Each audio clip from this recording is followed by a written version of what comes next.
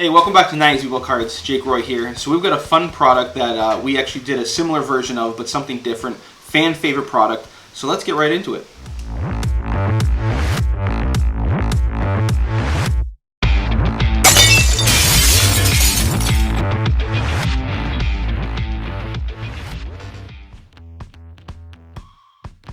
All right, welcome back. So today we've got a fun product. We've previously opened this set, but a different version. So what we have today is we have 96, 97 Fleer Metal, and these are Series 2 hobby packs. So what we had opened in the past was the Series 1, and they were the retail edition. And if you remember, there were some retail exclusives. The Lenticular Molten Metal is one of the really high-end ones that were in the Series 1 retail. But this one has a ton of fire, a lot of great inserts, a lot of great Jordan inserts that we could potentially get, some penny cards that I could add to my PC, just all kinds of stuff that could be fun. So we've got 5 packs, and I'm really hoping we get some great fire, but let's get into the PC and see what we can pull. All right, so here we've got some PC items, some examples of inserts that we could pull. So starting right up here, we've got the Cyber Metal inserts, and we've got 2 of them. These are 1 in 6 packs on the Cyber Metal. So we've got a Stephon Marbury, we've got a Scottie Pippen, kind of a fun, interesting, unique design. You can probably see there's almost like a robot in the background of Stephon Marbury and kind of like almost robotic type of things behind the Scottie Pippen. So these were kind of playing on the idea of basically having players play against robots, and you know, that's kind of some of the Fleer Metal nuance. So 1 in 6 packs, not the rarest cards in the world to pull. Hopefully we'll see one of these. There's a Kobe in this set. That's really what people are chasing in the set. The Kobe is about a $20 card. You know, so kind of neat cards there.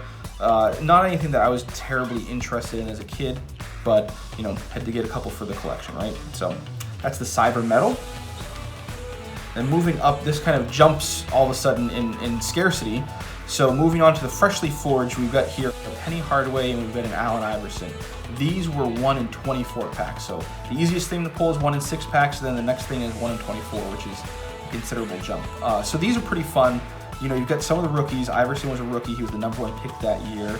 So he's in this set, and then you've got also some of the younger, hot veterans like you've got Penny in there, you've got KG, so there's definitely some fun players.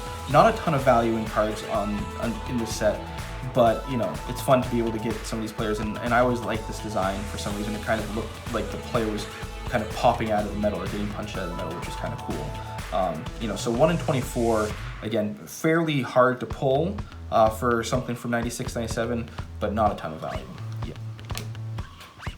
Then moving up again, quite a bit more rare. So the Molten Metal. So you can remember the 96, 97 Series 1 retail that we opened. We had the lenticular designs. We showed the Penny, and there were some other players in that. Here we have the Molten Metal from this completely different design. It's kind of interesting that they're even the same insert set. So we've got the Iverson again. This is his rookie year. The Jordan is in this series with the Series 2. So this Iverson's a PSA 9. And not the greatest grade in the world, but these metal foil cards don't typically grade terribly well. So getting a PSA 10 is definitely not easy, but you know, I love this Iverson. It's really cool having him in his rookie jersey, his questions, but you can kind of see almost like a melted metal. That's kind of the design element, and then the same thing's kind of carried over on the background on the back. So cool cards there. Love having this Iverson from his rookie season, but I would love to see the Jordan get pulled. That would be crazy. And then another one that's even more rare, which is kind of surprising, the Platinum Portraits. So these were 1 in 96 packs, which is really, really hard to pull for a card from that era. So this is the Penny Hardaway, and none of these really hold a ton of value except for the Jordan. So the Jordan, if we pull it, would be a great pull. A lot of fun to see that. But, you know, this Penny you can probably get for about $5. It's not terribly valuable, and, you know, even the other stars, Shaq and other players, you're not going to spend a whole lot to get those players.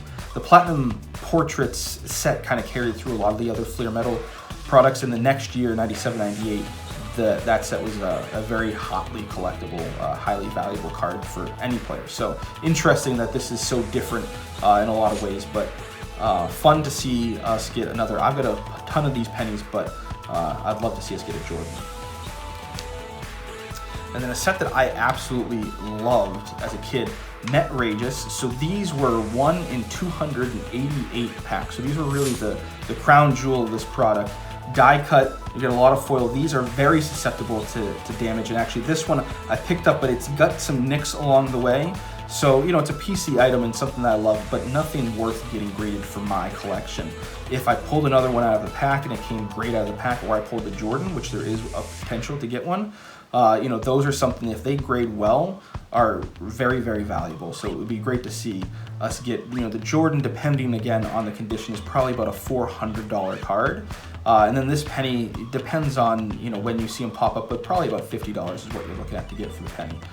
You know, and this was a set that like I said, I loved as a kid. I loved the design. I saw pictures in the Beckett, always wanted one. The Net-Rageous name kind of playing off the Net-Rageous candy bar, which, you know, I, being a fat kid, loved. So I always had a little bit of a draw to this set. So really cool stuff, and then really nice, bright 90s kind of coloration on the back. Just an all-around fun set for a 90s kid. So this brings back a lot of memories for me. And then we go into the one parallel, so the precious metal. So this is nothing like the precious metal gems from 97, 98, but this was kind of the next evolution. In 95, 96, you had the silver spotlight.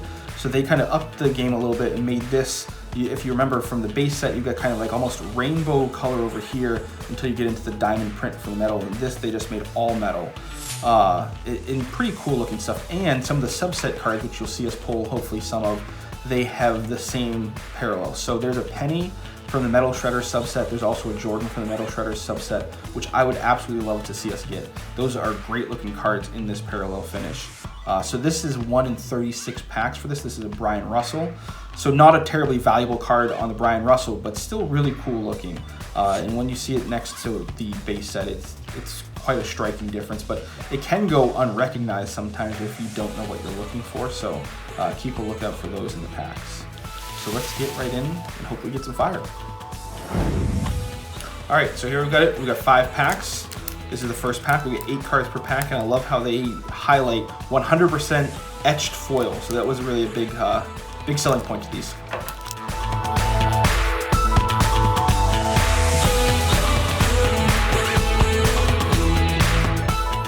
There we go. All right, so here we've got the Vitali. And there's one of the metalized, that's one of the subsets I was telling you about, so that's Gary Payton, very cool. Mark Price with the Warriors. Oh, here we go with an insert. Cybermelt Ray Allen, that's his rookie year, very nice. So that was 1 in 6 packs. Robert Pack base. Jason Kidd, very nice. Walt Williams with the Raptors. And here we've got one of the Metal Shredders. This is another one of the subsets I was talking about, Chris Webber. Great first pack. Let's keep it going with pack 2.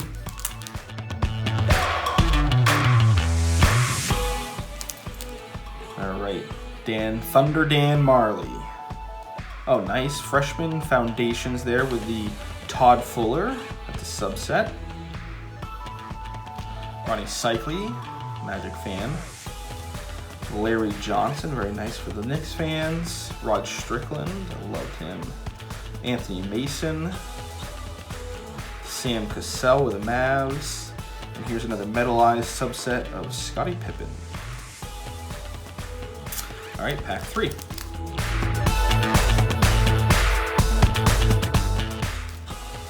All right, another Ronnie Cycli. Very nice Rasheed Wallace. Another Metal Shredder, Gary Payton this time. Tyrone Hill. Another freshman foundation with Roy Rogers, just all the greats. Cedric Sabalas. Hubert Davis. A Metal Shredder of Damon the Mighty Mouse Stoudemire.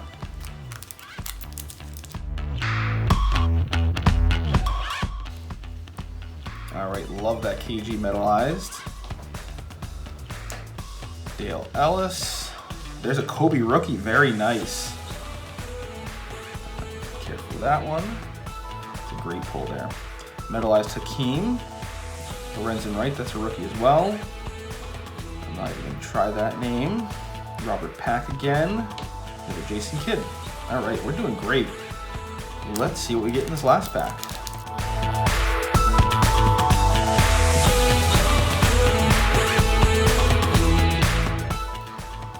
Another Mark Price, another Thunder Dan, Another freshman, or fresh foundation with Todd Fuller. There's a very nice metallized Jerry Stackhouse.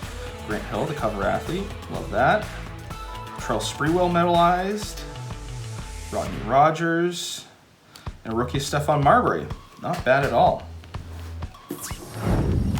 Alright, so those were the packs. You know, really fun cards. You can see why a lot of kids love these in the 90s. And actually, now that we've got some of the base here, you can see kind of the difference between the precious metal and the base, where the base definitely has a little bit more coloration in there. Precious metal is just all silver, just like a metal sheet. So really cool there. You know, and we did pretty well. I mean, we had 5 packs. We pulled an insert, which is 1 in 6 packs. So we beat the odds. This insert, not a very valuable one. Ray Allen cards don't sell terribly well, in my experience. You know, so $5 is the absolute max I would look at on this. Probably closer to $1 or $2, honestly, is what this probably sells for online. You know, but a fun card. You know, always fun to get a rookie.